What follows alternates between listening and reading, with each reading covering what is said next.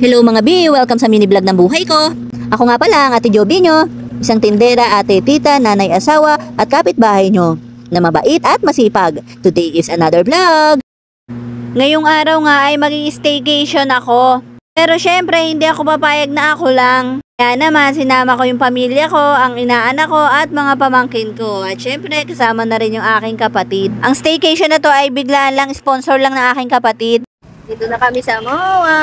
Pakain natin. Ano? Lakad na? Pati ka na. So dito nga malapit sa MOA yung tutuluyan naming hotel. Ang main reason bakit kami nag-staycation ay manonood nga kami ng pyro musical fireworks. Dito yan gaganapin sa may MOA. Pero bukod doon dahil nga staycation to, i-enjoy na namin din ang araw. Dahil dun sa hotel ay meron doon kasamang swimming pool. Kaya naman reason kung bakit marami akong kasamang bata.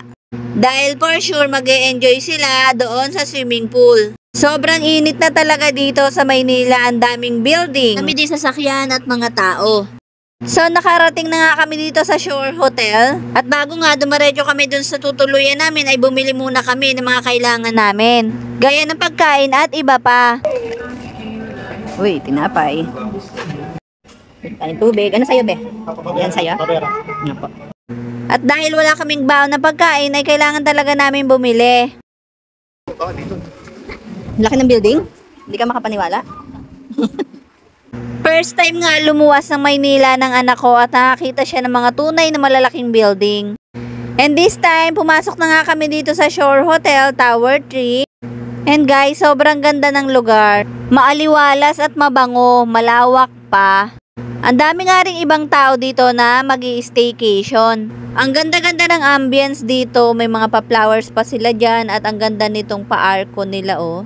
Bago ka umakyat sa taas ay bibigyan ka ng form para sa rules and regulation ng hotel at mag-iiwan ka ng ID mo dyan. 7th floor po tayo ha? 7th floor. 7th floor. Ay! Ito!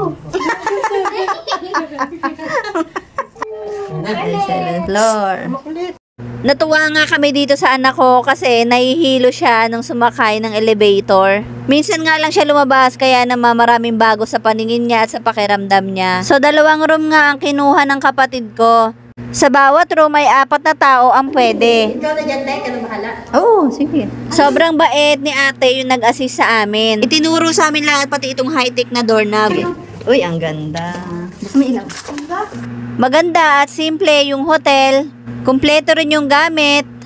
Pwede ka magluto kasi may kalan, may TV na, may ref, may microwave. Maganda pa yung CR, meron na rin siyang kasamang washing. Meron din siyang heater. Mabango at malinis pa yung loob. Malambot din yung kama nila na may pasalamin pa sa harap. Dito sa kama kasya ang 2 hanggang 3 tao. Meron din silang sofa bed na kakasya rin ang 2 tao.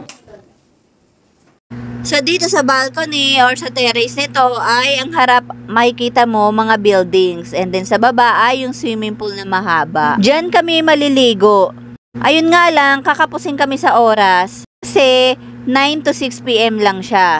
So 2 PM na kami naka-check-in. Kaya lulubos-lubosin na namin hanggang 5 PM lang kami dito. Dahil pagka 6 PM ay kami ay pupunta ng MOA. Nonood kami ng fireworks display. Pero sa ngayon, ay enjoyin muna namin itong pagsuswimming.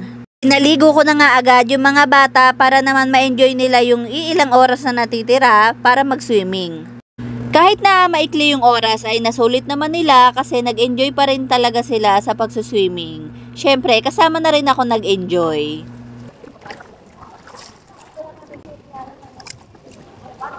Masarap at malamig yung tubig, tamang-tama sa init ng panahon.